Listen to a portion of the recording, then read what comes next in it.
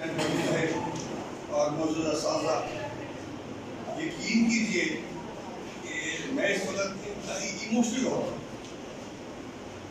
आप जो काम कर रही हैं, जो टीचर्स यहाँ काम कर रही हैं, ये काम नहीं है, ये इबादत है। अगर आपकी वजह से किसी ऐसे बच्चे पे 1% भी फर्क पड़ जाता है तो ये बहुत बड़ा काम, ये बहुत बड़ा काम, इतना मुश्किल काम इसकी वो हद है। और मैं समझता हूँ आपके मेयार को परखने का कोई मेयार नहीं, कोई पैमाना नहीं।